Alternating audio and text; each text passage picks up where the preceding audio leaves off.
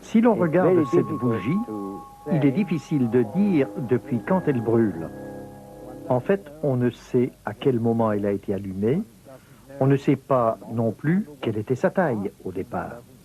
Si elle se consumait régulièrement, si on l'a éteinte et rallumée. C'est donc pour cette raison que l'on ne peut pas dire en l'observant maintenant depuis combien de temps elle brûle. Nous pouvons comparer la Terre et le système solaire à une bougie. Nous ne connaissons pas l'âge de la Terre, ni quand elle a commencé à se consumer. Nous ne savons pas si le taux de consommation, c'est-à-dire le taux de vieillissement, a été constant. Et comme nous ne savons pas ces choses, personne n'en a été témoin pour nous le raconter, il est très difficile de trouver une méthode qui donnera véritablement et correctement l'âge de la Terre. C'est pour cela que nous voulons regarder avec vous les différentes méthodes qui ont été utilisées pour dater la Terre et le système solaire, ainsi que les objections que l'on peut y faire. Nous voulons aussi voir si ces objections peuvent être réfutées.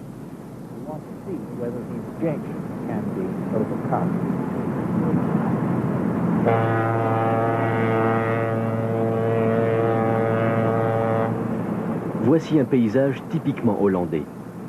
Une petite ville pittoresque sur le bord du Rhin, et comme partout au monde, mais plus particulièrement en Hollande, pays à très forte densité de population, il faut construire de nouveaux logements. C'est alors que nous avons découvert quelque chose en creusant les fondations. Nous découvrons de vieux objets.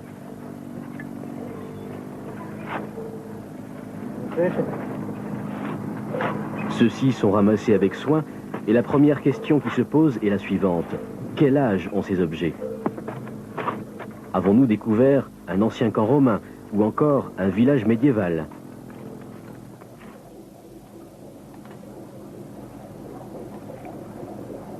Quel âge ont ces morceaux de bois? C'est le laboratoire spécialisé pour la datation à l'université de Groningen qui s'occupera de cela. Ils utiliseront d'ailleurs la méthode de datation au carbone 14, aussi appelée méthode au radiocarbone.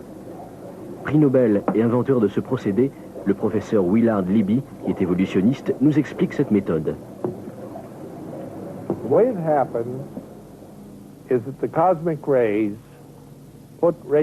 Les rayons cosmiques introduisent du radiocarbone dans la nourriture que nous mangeons. C'est ainsi que nous devenons radioactifs par le radiocarbone. Tant que nous vivons et mangeons, nous maintenons constant le taux de radioactivité en nous. Mais lorsque nous mourons, nous ne mangeons plus et nos corps commencent à perdre le radiocarbone à raison de la moitié tous les 5730 ans. Donc, en mesurant la quantité de radiocarbone de votre corps mort, on peut dire depuis quand il est mort. C'est cela, la méthode de datation au radiocarbone.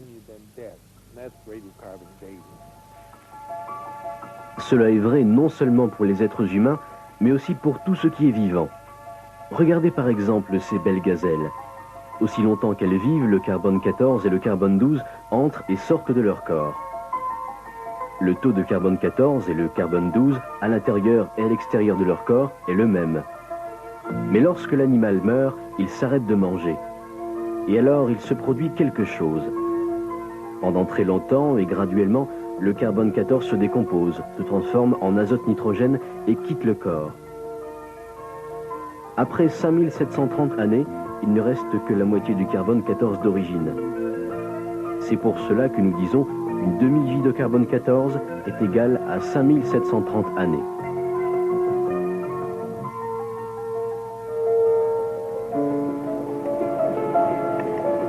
Voici comment cela se passe au niveau technique.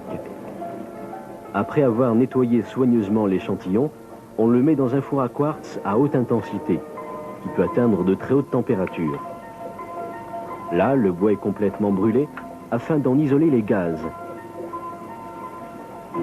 Parmi ces gaz, bien sûr, il y a le carbone 14. Après la combustion, donc, les gaz sont filtrés par un système compliqué de tubes et de liquides afin de séparer le dioxyde de carbone des autres gaz. Ce gaz, ainsi purifié, est ensuite mise à part et examinée par un compteur Geiger. C'est là que les particules radioactives carbone 14 sont comptées.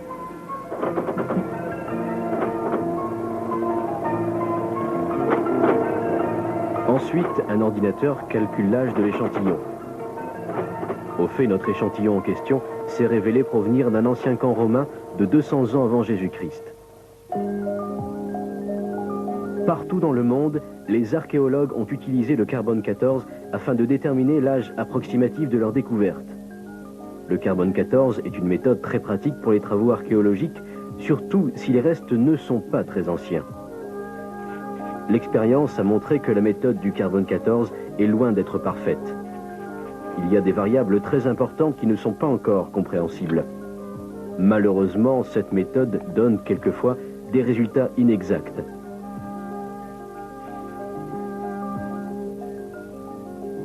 Des savants ont fait l'expérience sur un coquillage vivant et les résultats ont indiqué que ce coquillage était mort depuis 3000 ans.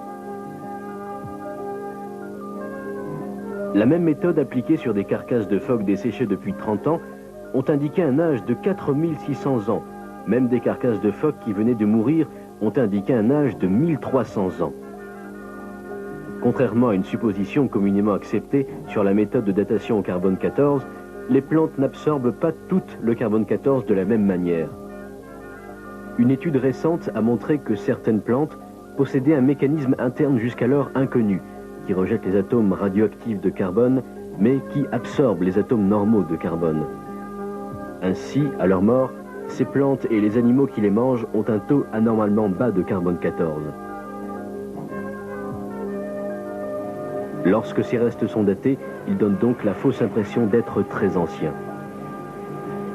Malheureusement, l'expérience prouve que cette méthode n'est pas totalement fiable, mais qu'elle ne semble fonctionner que pour les restes d'êtres vivants qui sont morts au cours des quelques derniers milliers d'années, comme cette ancienne statue de bois faite avec une branche d'arbre.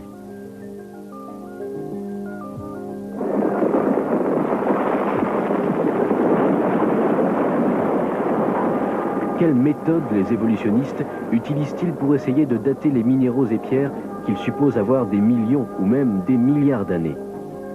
Qu'en est-il de ces magnifiques montagnes suisses et de leur formation? Mis à part la méthode de datation au carbone 14, il existe bien sûr d'autres méthodes de datation par la radioactivité. On peut utiliser la méthode du carbone 14 qui se décompose en du nitrogène 14. On peut utiliser la méthode du potassium-argon où le potassium se décompose en argon. Et on peut aussi utiliser la méthode à l'uranium-plomb. Ce sont là les trois méthodes principales de datation radioactive.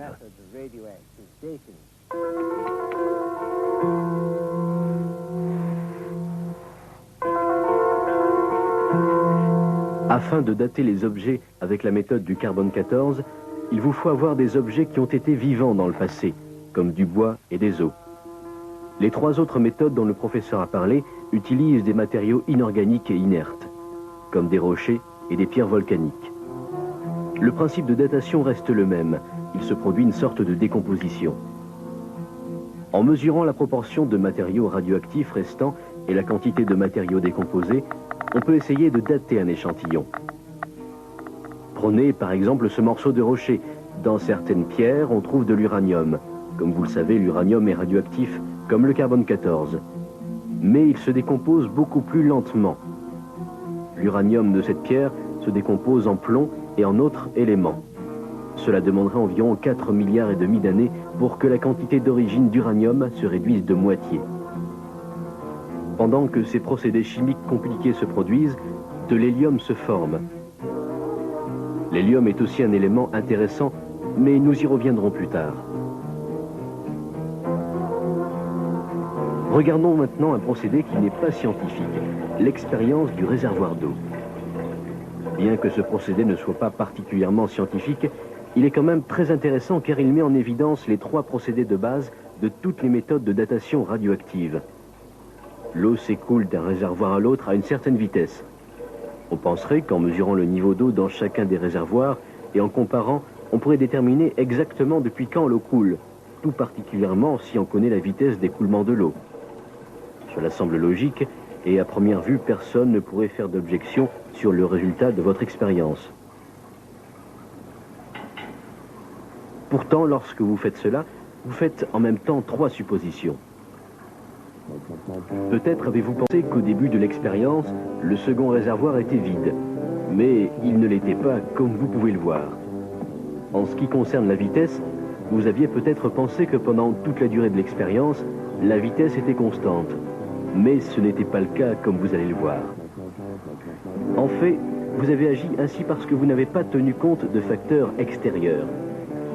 Mais que s'est-il passé en fait? Pendant que vous n'étiez pas là, une espèce de touche-à-tout s'est introduit dans le laboratoire et a fait 2 choses très importantes. Il a changé la vitesse d'écoulement et ajouté un seau d'eau entier. Et oui, comme vous n'étiez pas au courant de ces changements, tous vos précieux calculs sont faux.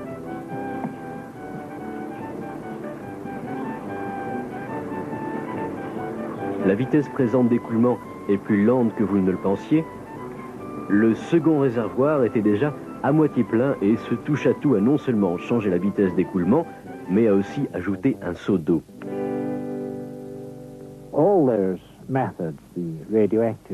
Ces méthodes basées sur la radioactivité présentent 3 faiblesses principales. Tout d'abord, on ne sait jamais quelle quantité de substances radioactives existait au départ. Et, comme vous l'avez vu avec l'expérience des réservoirs d'eau, à moins de connaître la quantité au départ, vous ne pouvez pas en théorie calculer depuis quand le processus a commencé, et donc, pour un échantillon quelconque, calculer son âge. C'est la première difficulté rencontrée dans toutes ces méthodes. La deuxième difficulté est, comme vous l'avez aussi vu, lors des expériences des réservoirs d'eau, que les taux de décomposition, les taux de dégradation radioactive doivent demeurer constants. S'ils changent, alors bien sûr, vous ne pouvez pas du tout dater votre échantillon. Nous avons des preuves claires que le taux de dégradation radioactive peut varier. Maintenant, il n'y a aucune garantie que le taux de dégradation radioactive ait toujours été constant. De nombreux isotopes radioactifs ont montré des variations dans leur taux de dégradation. Le docteur Robert Gentry de la Commission pour l'énergie atomique des laboratoires d'Oak Ridge a prouvé récemment que le taux de dégradation radioactive avait aussi varié dans le passé. La dégradation radioactive qui a lieu dans les minéraux cristallisés fait apparaître de minuscules cercles concentriques de décoloration appelés halos de radiation. Des variations dans les diamètres de ces cercles indiquent clairement que les taux de dégradation ont changé dans le passé. Si nous n'avons pas un taux de dégradation absolument constant, nous ne pouvons pas faire confiance à la datation par la radioactivité. Alors, la troisième difficulté de la méthode est la suivante. La concentration des différentes parties du système radioactif doit demeurer constante pendant toute l'expérience. Si vous ajoutez du carbone 14 pendant l'expérience, l'échantillon apparaîtra beaucoup plus jeune que si vous en enlevez.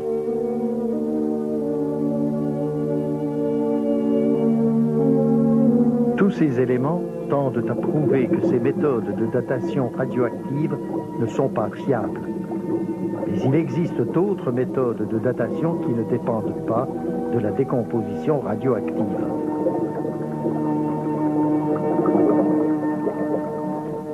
Nous avons déjà vu que pendant le processus de décomposition qui transforme l'uranium en plomb, de l'hélium s'échappe dans l'atmosphère. Le docteur Melvin Cook de Salt Lake City, nominé pour le prix Nobel, étudie ce gaz, l'hélium. L'hélium est quelque chose de très intéressant. Il est présent dans l'atmosphère à la quantité de 1 million de milliards de grammes. Cependant, cette quantité est faible si on la compare à la quantité qui serait dans l'atmosphère si tout l'hélium qui est généré dans la Terre et qui sort de l'écorce terrestre devait s'accumuler dans l'atmosphère et si la Terre était aussi âgée que les évolutionnistes le disent.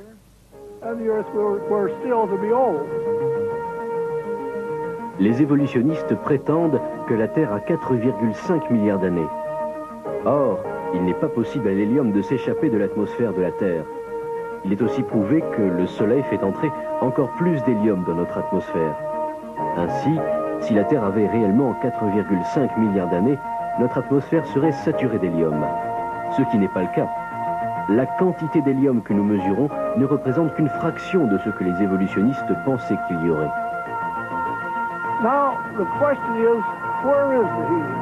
La question que nous posons est la suivante. Où est l'hélium? Si la Terre avait des milliards d'années d'existence, alors, comme je l'ai dit, l'hélium aurait saturé l'atmosphère 1 million de fois plus que ce que nous avons aujourd'hui. En fait, nous avons étudié cette question. On avait l'habitude de dire, voyons, la Terre est vieille et l'hélium sort de l'atmosphère. Il sort simplement. On a appelé ça une exosphère. On a dit que l'hélium, en fait, sort tout simplement de l'atmosphère terrestre. Lorsqu'un physicien chimiste étudie ceci, on peut dire qu'il a autorité en la matière. Il peut dire si cela est vrai ou non. J'ai examiné aussi ce phénomène vers 1955. Là, j'ai découvert qu'il n'y avait aucune chance pour que l'hélium puisse quitter l'atmosphère. Aussi ai-je posé la question, où est donc cet hélium radiogénique? La réponse semble être que la Terre n'est pas si vieille que ça. Selon les calculs du Dr Cook, l'âge de la Terre se situe en fait entre 10 et 15 000 ans. Il semble que l'univers s'étende sans fin autour de nous. Avec nos télescopes, nous pouvons voir des galaxies de toutes formes. Mais plus nous découvrons, plus nous voyons de choses et moins nous comprenons. Par exemple, quel âge a l'univers? Personne ne peut vraiment le dire, mais le professeur Harold Slusher, astronome à El Paso, Texas, dit qu'il y a un certain nombre de raisons de supposer que l'univers est relativement jeune. Mais restons-en à l'âge de la planète Terre et voyons ce que l'astronomie a à nous dire à ce sujet. Professeur Slusher. Il est beaucoup plus aisé de déterminer l'âge de notre système solaire et de la Terre parce que nous possédons beaucoup d'informations disponibles. Ainsi, pour l'astronome, il existe un certain nombre de faits, me semble-t-il, qui sembleraient indiquer que le système solaire et la Terre aient tout au plus 10 000 ans d'âge. C'est pour moi un âge maximum pour un certain nombre de raisons. La première est l'éclatement très rapide des comètes dans le système solaire. Les comètes qui tournent autour du Soleil sont littéralement déchirées par des effets de marée dus à l'attraction gravitationnelle des planètes jupitériennes et du Soleil.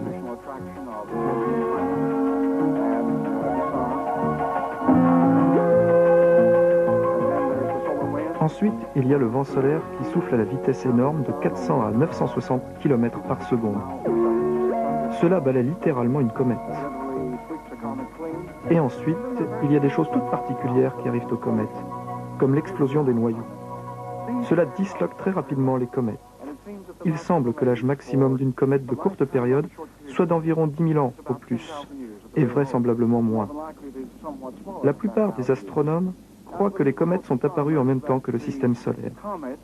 Ainsi donc, si l'on détermine l'âge d'une comète de courte période, alors automatiquement, on détermine l'âge du système solaire, qui ne peut dépasser 10 000 ans.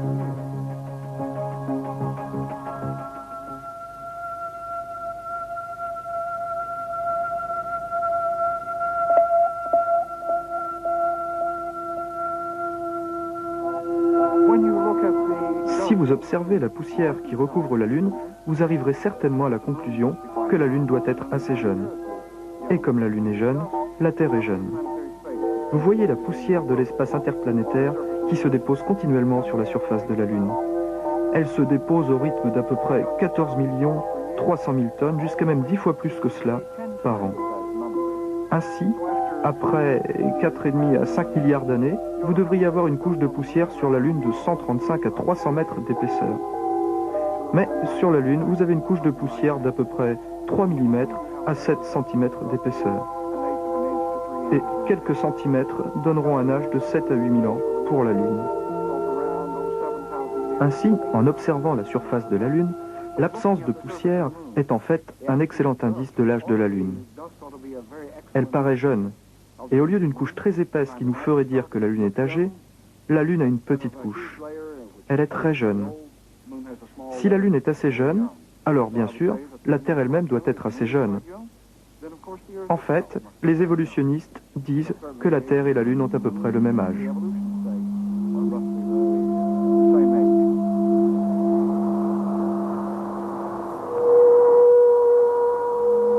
La poussière vient de l'espace sous la forme de météores et de météorites. Mais lorsque nous en mesurons la quantité sur la Terre, nous en venons à la même conclusion. On ne pourrait pas accumuler plus de poussière météorique en 10 ou 15 000 ans. On a généralement donné l'impression au public qu'il n'y avait aucune preuve que la Terre et l'univers étaient jeunes. Cependant, il existe bien d'autres indications de cela.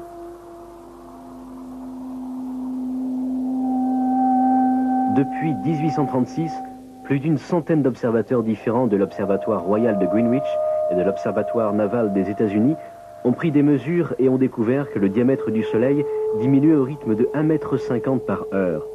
Le diamètre du Soleil est si large que cette diminution passe inaperçue sur des centaines ou même des milliers d'années. Cependant, le Soleil continue effectivement de rétrécir. Des enregistrements des éclipses solaires impliquent que ce rétrécissement relativement rapide se produit depuis au moins 400 ans. Autant que les chercheurs puissent dire, ce rythme a été constant depuis la formation du Soleil. Selon les estimations les plus répandues, il semblerait que le Soleil aurait eu au moins 2 fois la longueur de son rayon actuel. Cela il y a seulement 100 000 ans. Il y a 20 millions d'années, la surface du Soleil aurait été en contact avec la surface de la Terre. Certains experts en ont conclu que le Soleil aurait été si grand, il y a ne serait-ce qu'un million d'années ou moins que ça, qu'aucune vie n'aurait pu exister sur la planète.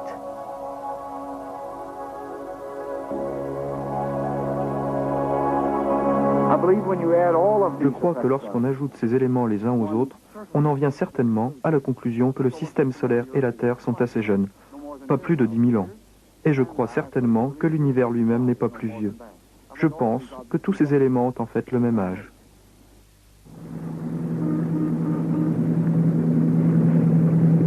Pendant des siècles, des navires ont cherché leur chemin sur des océans qui semblaient sans fin. Pendant les quelques dernières centaines d'années, ils ont utilisé un instrument bien connu pour se diriger, la boussole. L'aiguille de la boussole indique toujours le nord magnétique. Cela parce qu'il existe un champ magnétique tout autour de la Terre. Nous savons que ce champ magnétique se dégrade. Tous les 1400 ans, sa force est réduite de moitié. Aussi, lorsque nous remontons de 1400 ans dans l'histoire, le champ magnétique était 2 fois plus fort qu'aujourd'hui. Il y a 1400 ans avant cela encore, le champ magnétique était 4 fois plus fort qu'aujourd'hui, etc., etc. Le professeur Thomas Barnes, physicien de l'université de El Paso, conclut.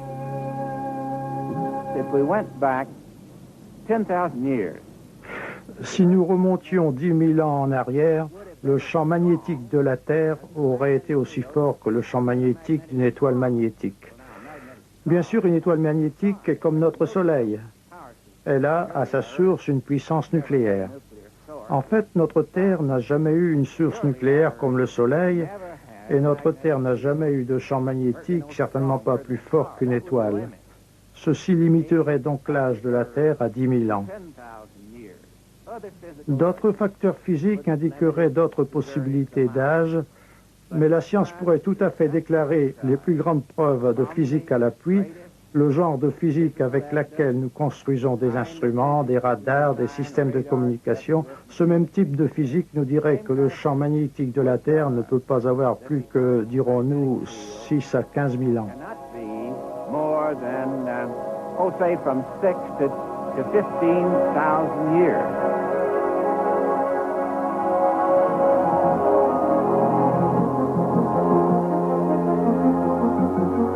La Terre, un magnifique petit point dans l'univers, peut-être créé il n'y a pas si longtemps que cela. Que nous enseignent donc les méthodes de datation?